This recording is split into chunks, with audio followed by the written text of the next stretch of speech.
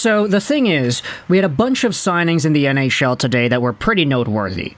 Dylan DeMello, Casey Middlestad, a few other names got inked to the dotted line, and that's great. We love to see signing news, we love to see guys getting paid what they're worth. But when it comes to the guys who have not signed, these are the conversations that I actually gravitate to the most, and it's easy to see why. My favorite team is involved in these, so there's a bigger personal connection to these ideas. Let's go out there and talk about the latest when it comes to one of the top guys in this year's free agency class. In fact, he may even be number one. By the time July 1st hits, and if he's not under contract with his team, this guy could fetch an absolute haul. Of course, we are talking about Carolina Hurricanes forward Jake Guentzel because there were some updates. Take a look at this tweet made by Pierre LeBrun from earlier this afternoon. Carolina has not given up on trying to sign Jake Guentzel. Talks are ongoing. My sense is it's going to be hard for him to not see what's out there on Monday, but the Hurricanes are still trying. Okay, so that's pretty simple, pretty basic. Carolina, they got this guy, they traded away a bunch of stuff for him. Prospects, picks, you had Michael Bunting in there over to Pittsburgh and Kyle Dubas, the big reunion. But when it comes to the guy they got in return, Jake Guentzel, who was very good for their team, by the way, is a target of them to want to re-sign. 25 points, 17 games played, 9 points in 11 games in the playoffs, and of course the 52 points in 50 games he had with the Penguins before the trade. Guentzel is an awesome player. And with Carolina re-entering the mix, so to say, it does provide a little bit of flavor to the conversation as to where he's going to go. Because just a few weeks ago, we had rumors saying, hey, the Hurricanes are shopping around Guentzel for a third or a second or maybe multiple fourths or fifths because they can trade away his rights. And whatever team gets Guentzel could have the option to try to sign him earlier than July 1st so that he doesn't go to the market, and you could also get that 8th year on the contract if you wanted to do that. But other than what Pierre LeBrun said, we also had David Pagnotta going out there and saying this. On the Jake Guentzel front, there's lots of chatter about the Kings among the teams that have serious interest. Add the Detroit Red Wings to that list too, although the Canes have not shut the door either. And so what I wanted to do in this video was go over each of the 4 teams and talk about where we have gone from and how we got to the points we're at today. I don't know if we need to do an entire dive into why the Carolina Hurricanes would want to keep Guentzel around, but he was good. Very, very good, in fact, so yeah, of course they want to keep him around. But the 2 other teams that are mentioned in Pagnotta's tweet, the LA Kings and the Red Wings, are very interesting because they had just opened the door to being able to grab more money. LA just traded away Pierre-Luc Dubois. They got Darcy Kemper in return, and the monetary value as to what they're gaining is pretty significant. They're getting about $3 million in extra dollars with this trade. Add in the fact that the Kemper and Dubois trade was with no salary retained, and there's a lot of extra leeway here for the LA Kings to add themselves a scorer like Guentzel, to play with Fiala, to play with Kopitar, to play with Byfield. Fiala and Guentzel together sounds like a nightmare for Pacific Division teams. I cannot stress how bad that would be for my Vancouver Canucks. But the Kings have themselves the opportunity to do that. They needed scoring. They needed to break away from that 1-3-1. Who knows if Pierre-Luc Dubois' departure is going to allow the team to do that more seamlessly, but for now, adding on a scorer like that could definitely help out in more ways than one. There have been some forwards who have shared time between the LA Kings and the Pittsburgh Penguins in the past. If you wanted to toss in the Carolina Hurricanes, Guentzel could be another one of these patrons in the revolving carousel of guys that have included Justin Williams and Jeff Carter and a few extra names too on top of that. Mikael Granlund even, if you wanted to say. But either way, when it comes to LA, they are reportedly in the mix for Jake G.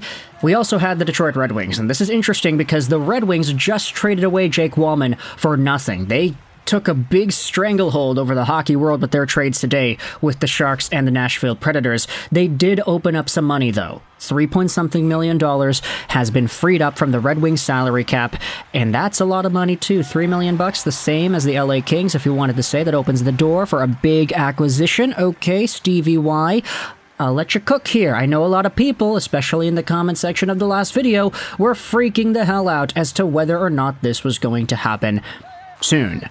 How Steve Yzerman is preparing all this stuff for the draft on Friday, but we have no inkling as to where he's going to go with this.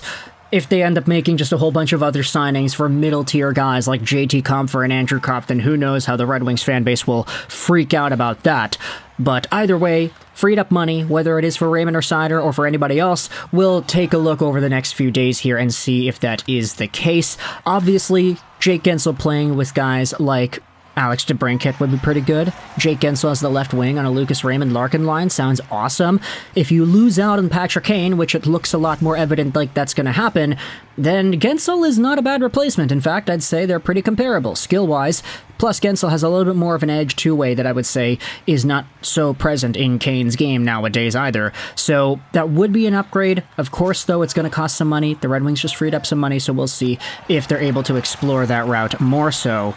And then we had ourselves the Vancouver Canucks, who were not mentioned in any of the tweets that we had talked about, but with this coming out, with all of this conversation about Guentzel heating up with other teams, it's starting to become a little bit worrisome, I'd say, for my Vancouver squad, because Patrick Allvin Rutherford, of course, it's been very well expressed that they've wanted Guentzel the entire time. They tried trading for him back at the trade deadline. There were conversations as to whether or not the Canucks may make the Carolina Hurricanes an offer with a pick or something for the rights to sign Guentzel early. Of course, Allvin and Rutherford have experience with this guy, and because he's almost exactly what Vancouver needs at this point in their progression, it's very difficult to come to terms with the idea that says some other team might just be able to sign him over Vancouver. It seems like Allvin and Rutherford have put all their chips into making this a possibility.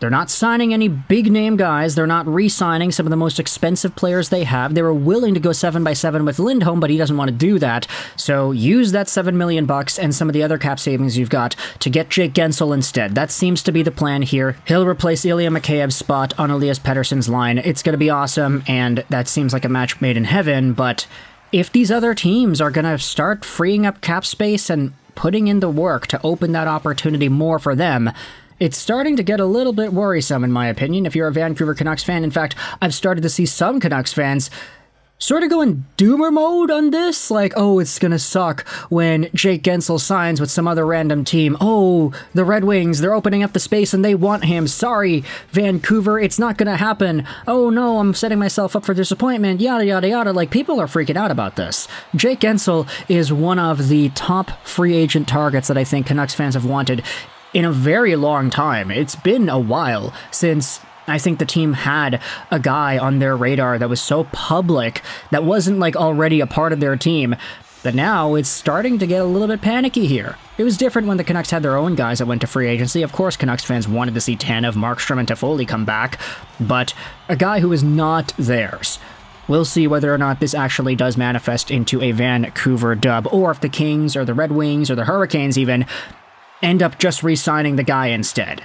So let me know your thoughts in the comment section below about some of these insider pieces of info as to what's going on with Guentzel. Pierre LeBrun had a thing. Seems like Carolina wants to go back there and recircle on him. Pagnotta saying that the Kings and the Wings are in that. Vancouver is not being mentioned, even though we had insiders, I think like Donnie and Dolly has been talking about this. Satyr Shah, the Canucks Central guys, they've been talking about this. Somebody said, I forgot who it was, that they felt that the Canucks were the favorite to land Guentzel. I mean, is it really like that now? I have no idea. Things have changed a lot in the past few days, I would think, so who knows how close those opinions are to the actual truth of things. But for now, let me know your thoughts in the comment section below about Jake Guentzel and this update about different teams going out there and trying to circle in on him. What does this mean for the Vancouver Canucks? And if you're a Red Wings, a Kings, or a Hurricanes fan, how does this make you feel as well? Let me know your thoughts in the comment section below. I hope you enjoyed this.